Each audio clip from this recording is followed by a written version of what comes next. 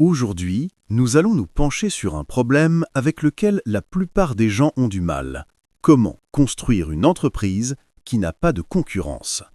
Une entreprise où vous ne vous battez pas pour l'attention, où vous ne luttez pas pour les clients, où vous n'essayez pas de survivre dans un marché saturé. Au lieu de cela, vous êtes seul, dans votre propre couloir, complètement incontesté. À la fin de cette vidéo, vous saurez exactement comment faire cela. Vous saurez comment trouver une idée que personne d'autre ne voit, comment la construire d'une manière que personne d'autre ne peut copier, et comment créer un espace où vous êtes le seul choix logique. Alors, prenez votre stylo et du papier, mon ami, car vous êtes sur le point d'apprendre quelque chose qui va changer tout votre parcours entrepreneurial. Très bien, allons-y. Vous savez, la plupart des gens qui lancent une entreprise ne choisissent pas réellement leur marché. Ils pensent le faire, mais si vous regardez de près, vous verrez que la plupart d'entre eux se laissent simplement dériver vers ce qui se trouve devant eux. Ils tombent sur quelque chose qu'ils ont vu quelqu'un d'autre faire, ils voient un type sur les réseaux sociaux gagner de l'argent avec un certain type d'entreprise, et ils se disent « si ça a marché pour lui, ça marchera aussi pour moi ». Ils se persuadent que imiter le succès est la même chose que créer le succès. Ce n'est pas le cas. Et voici le truc. Lorsque vous construisez une entreprise en copiant l'idée de quelqu'un d'autre, vous ne copiez pas seulement l'idée, vous copiez aussi leur concurrence, leurs difficultés et le même marché dans lequel ils se battent déjà. Ceci, à lui seul, tue plus d'entreprises que les mauvais produits. Certaines personnes prennent un autre chemin. Elles courent après tout ce qui semble pouvoir leur rapporter de l'argent rapidement. L'IA est tendance? Elles se lancent dans l'IA. La crypto est en plein essor? Elles se lancent dans la crypto. Le dropshipping explose à nouveau? Elles se précipitent sans rien comprendre à la logistique, aux marges bénéficiaires ou à la psychologie des acheteurs. Elles chassent la vague sans jamais apprendre comment les vagues fonctionnent. Et lorsque la vague retombe, parce que les vagues retombent toujours, elles se retrouvent échouées avec une entreprise qu'elles ne comprennent pas dans une industrie à laquelle elles n'ont jamais appartenu. D'autres prennent un chemin encore plus difficile. Elles lancent une entreprise dans une industrie qu'elles ne comprennent pas du tout. Aucune expérience, aucun background, aucune perspicacité.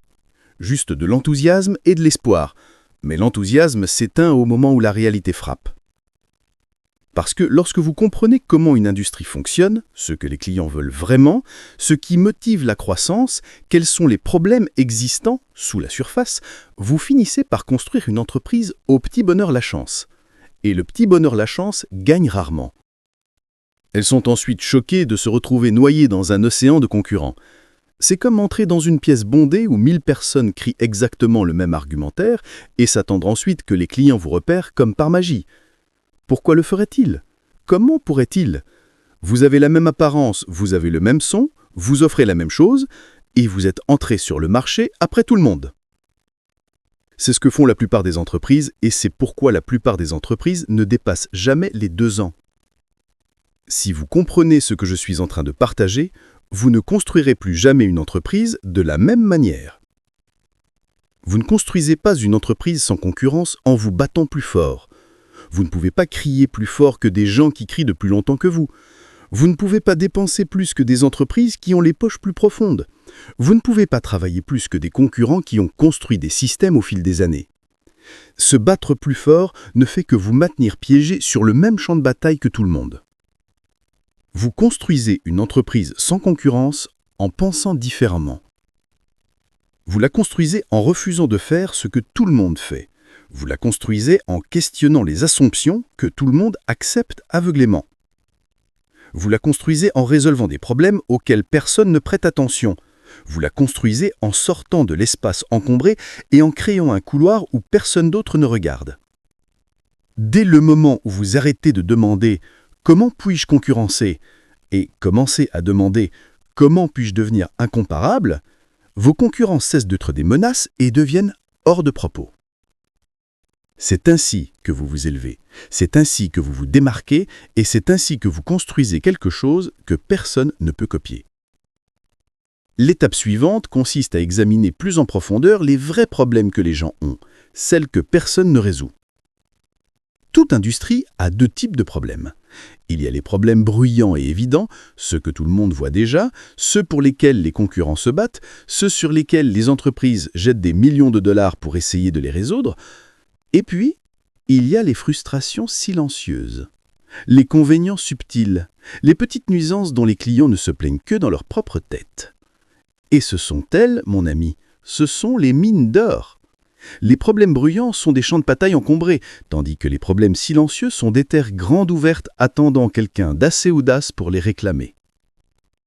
Pensez-y. La plupart des gens ne lancent pas une entreprise révolutionnaire en visant les gros problèmes dramatiques. Ils commencent par remarquer les petites choses qui irritent les gens tous les jours. Ce n'est pas une compagnie de taxi qui a inventé le covoiturage. C'étaient des gens qui en avaient marre d'attendre dehors dans le froid, sous la pluie, faisant désespérément signe à un taxi qui pourrait ne jamais s'arrêter. Cette petite frustration, latente, est devenue une industrie mondiale valant des centaines de milliers de dollars. Ce n'étaient pas les cinéphiles qui essayaient de réparer le commerce de location de DVD qui ont créé le streaming. C'étaient des gens comme vous et moi qui étaient simplement énervés par les frais de retard, les heures d'ouverture des magasins peu pratiques et les disques scratchés qui ne fonctionnaient jamais correctement. Une petite nuisance a conduit à une toute nouvelle façon de consommer du divertissement. Pouvez-vous voir le motif ? Les plus grandes idées commencent rarement en grand, elles commencent petit. Les plus grandes entreprises du monde sont basées sur les frustrations que les gens ressentent silencieusement, les problèmes dont ils ne se plaignent jamais publiquement, les problèmes qu'ils ne s'attendent pas que quelqu'un résolve parce que c'est juste comme ça. Ce sont aussi ces opportunités que les autres entreprises ne voient pas, parce qu'elles sont trop occupées à courir après ce qui est bruyant et évident. Mais vous n'êtes pas comme elles. Vous construisez une entreprise qui ne concurrence pas. Vous construisez une entreprise qui est seule. Vous devez donc regarder là où elle ne regarde pas. Demandez-vous, qu'est-ce que les gens détestent secrètement dans l'industrie que je veux servir ? Quelles sont les petites nuisances dont ils ne parlent jamais, mais qu'ils ressentent tous les jours ? Quelles sont les choses que tout le monde a simplement acceptées comme normales, même si elles ne sont pas pratiques, ni efficaces, ni agréables ? Cachées à l'intérieur de ces complaintes, celles chuchotées avec frustration, celles balayées comme immuables, se trouve un chemin clair et simple vers une entreprise que personne d'autre ne construit. Lorsque vous résolvez un problème que tout le monde vit mais que personne ne discute, vous n'entrez pas sur le marché. Vous créez le marché. Vous ne concurrencez pas, vous leadez. Ensuite, vous devez questionner les règles que tout le monde dans votre industrie suit aveuglément. Par exemple, qui a dit qu'un restaurant doit avoir un menu gigantesque ? Qui a dit qu'une salle de sport doit fonctionner avec des abonnements mensuels ? Qui a dit qu'un coach doit facturer à l'heure ? Qui a dit qu'une agence doit tout faire ? Qui a fait ces règles et pourquoi les suivons-nous encore ? La plupart de ces règles n'ont pas été conçues pour aider les clients. Elles ont été créées il y a des décennies pour aider les entreprises à fonctionner plus facilement, de manière plus prévisible ou moins chère. Et parce qu'elles fonctionnaient assez bien à l'époque, elles sont restées. Personne ne les a questionnées, personne ne les a contestées, personne n'a demandé si c'était toujours la meilleure façon de servir les gens aujourd'hui. C'est ainsi que les industries s'embourbent. Tout le monde copie tout le monde répète les mêmes schémas, tout le monde suppose que les règles sont réelles. Mais dès l'instant où vous commencez à poser de vraies questions, vous commencez à voir à quel point ces règles sont fragiles. Lorsque vous défiez les règles, vous créez de l'espace. Si tout le monde facture à l'heure, vous facturez au résultat. Si tout le monde vend de la quantité, vous vendez de la qualité. Si tout le monde propose des services généraux, vous vous micro-spécialisez. Si tout le monde automatise, vous offrez une connexion humaine. Si tout le monde a le même son, vous élaborez une voix que les gens reconnaissent instantanément. Dès l'instant où vous enfreignez les règles dans lesquelles vos concurrents sont piégés, vous entrez dans un terrain de jeu complètement différent. Un terrain où ils ne peuvent pas vous suivre, car ils ne comprennent pas le jeu auquel vous jouez. Vous n'êtes pas seulement différent, vous opérez à un autre niveau. Et cela mène à quelque chose d'encore plus puissant. Vous devez supprimer ce qui n'a pas d'importance et amplifier ce qui en a. La plupart des entreprises tombent dans le piège de l'addition. Elles ne cessent d'ajouter des fonctionnalités, d'ajouter des offres, d'ajouter de complexité, non pas parce que les clients l'ont demandé, mais parce que les concurrents l'ont. Ainsi, les entreprises deviennent gonflées, lourdes, confuses, difficiles à comprendre et encore plus difficiles à aimer. Les clients ne veulent pas plus, ils veulent mieux. Ils veulent de la clarté, ils veulent de la simplicité.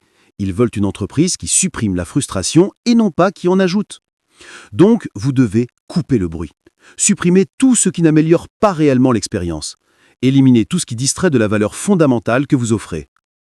Ensuite, une fois que l'inutile est parti, vous amplifiez les choses qui importent désespérément à vos clients. Pour votre entreprise, ces choses pourraient être la vitesse, la commodité, les résultats, le design, la personnalisation, le sentiment d'être compris, ou quelque chose d'aussi petit que le sentiment d'être valorisé. Regardez autour de vous et vous verrez comment les entreprises qui dominent ont fait exactement ça. In-N-Out Burger a ignoré la règle que les restaurants doivent avoir d'énormes menus. Ils ont tout enlevé, sauf les hamburgers, les frites et les boissons. Puis, amplifié la fraîcheur, la consistance et la qualité. Le résultat est une marque légendaire, avec une fidélité client que l'argent ne peut pas acheter. Apple a enfreint la règle que la technologie doit être compliquée. Ils ont supprimé les manuels confus, les boutons interminables et la surcharge de fonctionnalités. Ils ont amplifié le design, la simplicité, l'élégance et l'expérience utilisateur.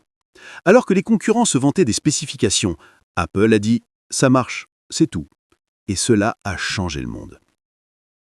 Southwest Airlines a ignoré le règlement d'aviation rempli de fricassiers, de pénalités, de processus pénibles et de prix confus. Ils ont supprimé la complexité, les frais de bagages et les frais de modification. Puis amplifié la convivialité, la transparence et la convenance, dans une industrie connue pour le contraire. Ils sont devenus constamment profitables dans un marché où les concurrents s'effondrent eux à eux. Tesla a détruit la règle que les voitures électriques doivent être petites, lentes et ennuyeuses. Ils ont supprimé tout ce que les gens détestaient dans les véhicules électriques, puis amplifié ce dont les gens rêvaient. La vitesse, la puissance, la beauté, l'identité, l'innovation. Les voitures électriques sont passées de boulet à luxe. Mais ce principe n'est pas seulement pour des entreprises valant des milliards de dollars. Une boulangerie peut enfreindre les règles, un barbier peut enfreindre les règles, un coach peut enfreindre les règles, un freelance peut enfreindre les règles, une petite entreprise peut enfreindre les règles et dominer une ville entière. Une boulangerie peut seulement vendre 5 produits exceptionnels au lieu de 50 moyens.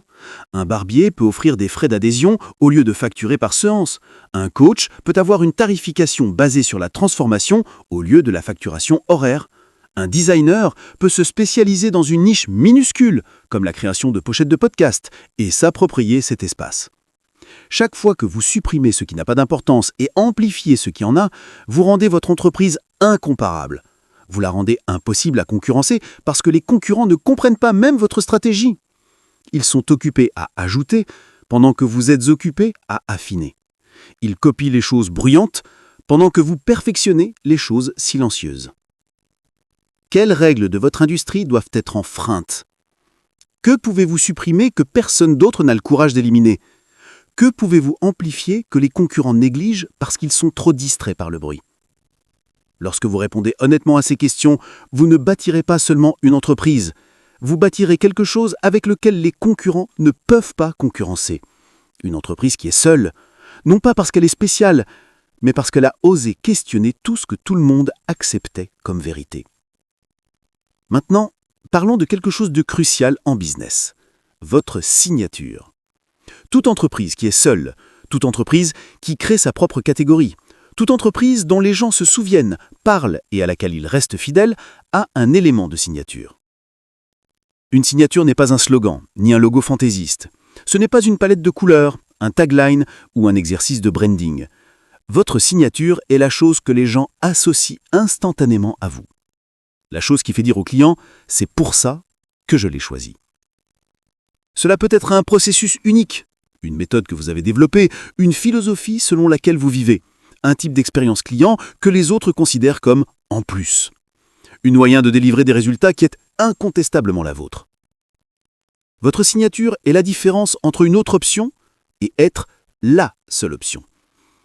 Si votre entreprise n'a pas de signature, vous serez toujours remplaçable.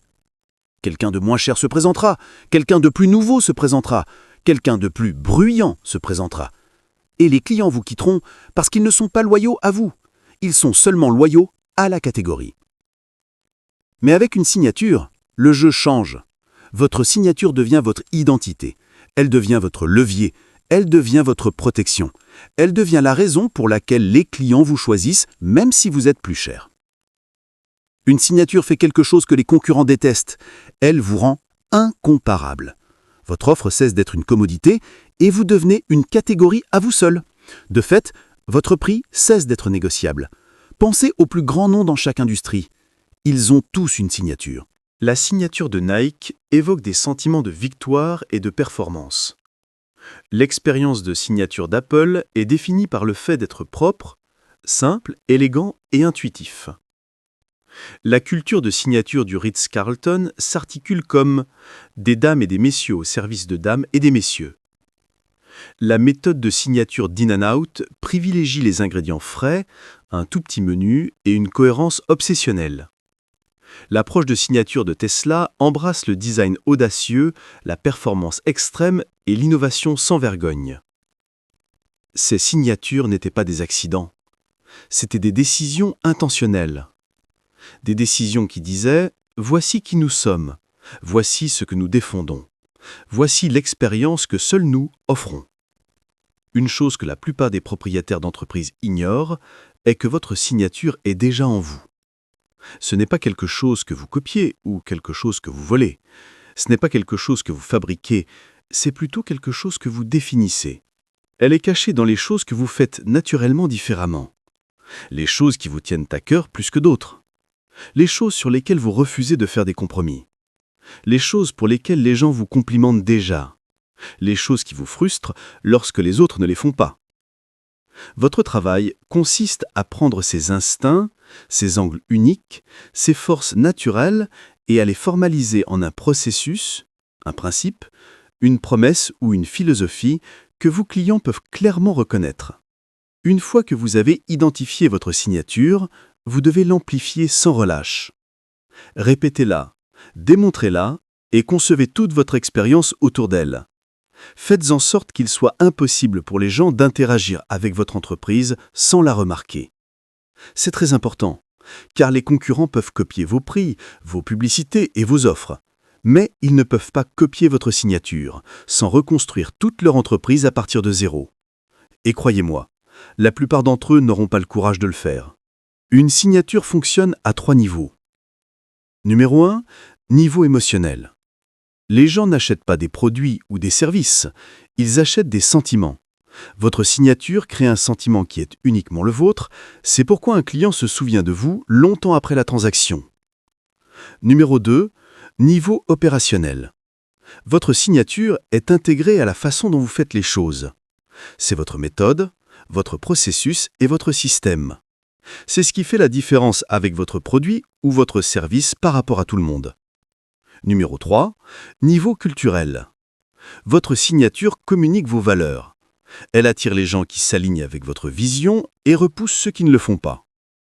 Elle devient votre filtre culturel, attirant les bons clients et éloignant les mauvais. Maintenant, comment trouver la vôtre ? Vous la trouvez en faisant 5 choses. 1. Auditez ce que vous faites naturellement différemment. 2. Écoutez et faites attention à vos clients. Remarquez les moments où ils disent « Waouh, c'est différent ». 3. Définissez-la en une phrase. Elle doit être spécifique, reproductible et indéniable. Un exemple est la signature d'Apple qui dit « Nous créons des appareils magnifiquement dessinés, simples à utiliser, qui fonctionnent à chaque fois ». 4. Systématisez-la. Rendez-la visible dans chaque process, du marketing à la livraison en passant par le support. 5. Amplifiez sans relâche. Vous le faites en la montrant, en parlant et en la vivant. Sans signature, votre entreprise n'est qu'une autre option dans un marché encombré. Mais avec une signature, vous créez une catégorie. Avec une signature, vous bâtissez une marque à laquelle les gens font confiance, dont ils se souviennent et pour laquelle ils paient une prime. Avec une signature, vous ne concurrencez pas, vous l'aidez. Et enfin, si vous voulez vraiment une entreprise sans concurrence, vous devez construire un fossé, une moat. Un fossé est ce qui sépare les entreprises ordinaires des entreprises intouchables. C'est ce qui protège votre avantage, la chose que les concurrents ne peuvent pas reproduire sans tout recommencer à zéro. Soyons clairs, votre fossé n'est pas un artifice marketing, ce n'est pas un logo fantaisiste, une réduction ou une promotion temporaire. Un fossé est l'avantage structurel qui rend votre entreprise presque impossible à copier. Il peut s'agir de votre communauté, un groupe de clients fidèles et engagés qui vous font confiance, plaident pour vous et forment un écosystème que les concurrents ne peuvent pas acheter ou construire du jour au lendemain. Il peut s'agir de votre marque, la façon dont les gens vous reconnaissent, vous ressentent et se souviennent instantanément de vous. Pensez à Apple ou à Nike. Vous n'avez pas besoin de convaincre les gens d'acheter. Votre marque le fait déjà pour vous. Il peut s'agir de votre personnalité, la voix, l'énergie et les valeurs uniques que vous apportez à chaque interaction. Les gens se connectent avec des personnes, pas avec des entreprises. Et votre personnalité peut être le fossé qui vous rend irremplaçable. Il peut s'agir de vos données, des insights sur vos clients, votre marché et vos opérations que les concurrents n'ont pas. La connaissance propriétaire est le pouvoir. Il peut s'agir de votre système de livraison, un processus, une technologie ou un flux de travail qui assure une rapidité, une qualité ou une consistance que personne d'autre ne peut égaler. Amazon n'a pas gagné en vendant plus de produits. Elle a gagné parce qu'elle livrait plus vite, de manière plus fiable et avec moins de tracas. Il peut s'agir de votre savoir-faire, le soin, la qualité et l'attention aux détails dans ce que vous produisez. Tesla ne fabrique pas des voitures. Il fabrique des œuvres d'ingénierie qui inspirent l'admiration. Il peut s'agir de vos relations, des connexions avec des fournisseurs, des partenaires, des influenceurs et des clients qui sont trop fortes pour que quiconque ne puisse les reproduire. Il peut s'agir de votre vitesse, la capacité d'agir plus vite, d'innover plus vite et de livrer plus vite que quiconque. Ou il peut s'agir de votre spécialisation, se concentrer profondément sur une niche, devenir l'expert incontesté, l'autorité de référence dans une catégorie que les autres ignorent. La vérité est que plus votre fossé est fort, plus il devient difficile pour quiconque de rivaliser. Il est important de noter qu'un fossé n'est pas construit en copiant les concurrents. Au contraire, il est construit en misant sur votre unicité, en étant obsédé par ce qui vous rend différent et en créant des systèmes qui développent votre avantage. Lorsque vous faites cela, les clients cessent de vous comparer à d'autres entreprises, parce que rien d'autre ne ressemble à vous. Ils cessent de rechercher des alternatives parce qu'il n'y en a pas, et ils cessent d'hésiter parce que vous êtes le seul choix logique. Lorsque vous construisez une entreprise dans un espace que vous avez créé, vous ne rivalisez pas, vous attirez. Vous ne courez pas les clients viennent à vous. Vous ne baissez pas les prix, les gens payent votre prime. Une autre chose importante à noter à propos d'un fossé est qu'en construire un exige de la patience, de la discipline et du courage. De nombreux entrepreneurs n'ont pas de fossé parce qu'ils manquent de ces vertus. Alors que font-ils ? Ils copient les concurrents, font plus de publicité ou réduisent les prix. C'est ainsi qu'ils restent sur le champ de bataille encombré, se battant toujours et toujours stressés. Si vous pouvez construire un fossé, vous sortirez entièrement de la bataille et créerez un monde où votre entreprise existe selon ses propres termes. Une entreprise si défendable, si rare, que les concurrents ne sont même pas dans le même jeu. Un fossé n'est pas seulement une protection, c'est un levier, une influence et de la liberté. Et une fois que vous l'avez construit, l'attention, les ventes, la loyauté et l'autorité commencent à venir à vous sans effort. Parce que vous n'êtes plus juste une autre entreprise dans une mer de monotonie. Vous êtes la norme et vous êtes intouchable. Allons plus loin. Un fossé est la raison pour laquelle certaines entreprises survivent et dominent pendant des décennies, tandis que d'autres disparaissent en quelques années. Un fossé n'est pas quelque chose que vous ajoutez à la fin de la construction de votre entreprise. C'est quelque chose que vous concevez dès le départ.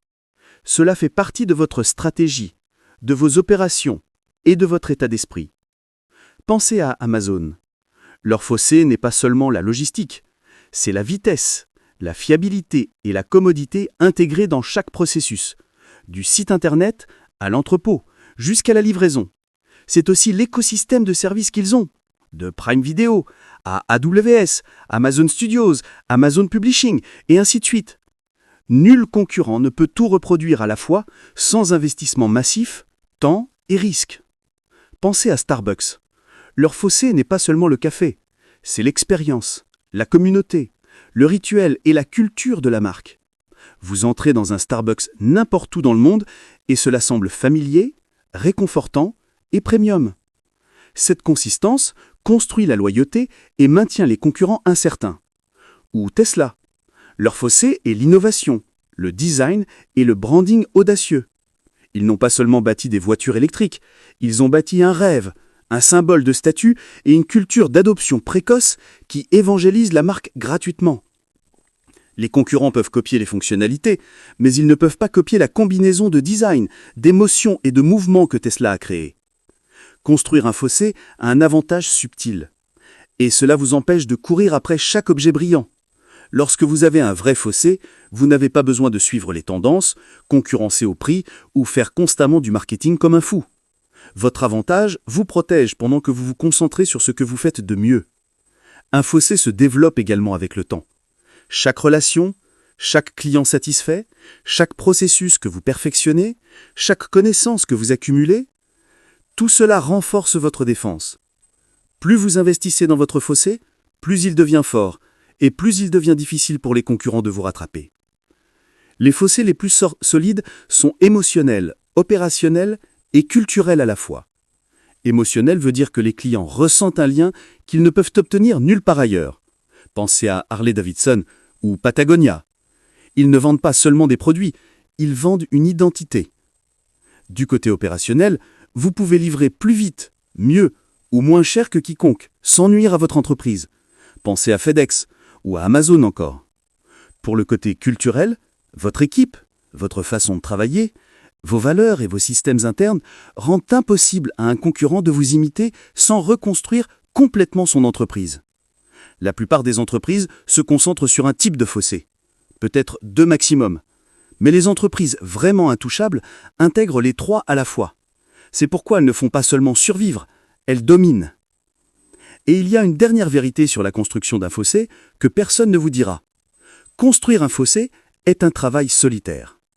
Cela requiert de dire non à des opportunités qui diluent votre unicité, d'investir dans des domaines que d'autres considèrent comme inutiles, et d'avoir la patience de renforcer quelque chose qui ne rapporte pas instantanément, mais qui vous protège pour une vie.